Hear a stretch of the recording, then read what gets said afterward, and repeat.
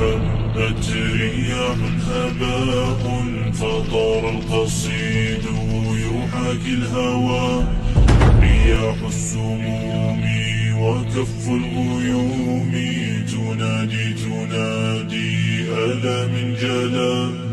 من البهو هبت رياح هباء فمن البهو هبت رياح هباء فطار القصيد يحاكي الهوى.